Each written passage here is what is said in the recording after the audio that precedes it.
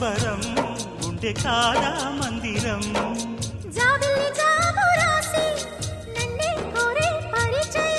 పున్నగ పూలు పూసే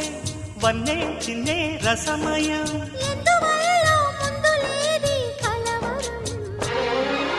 అగిరి పడిన పెదవికేంటి అర్థం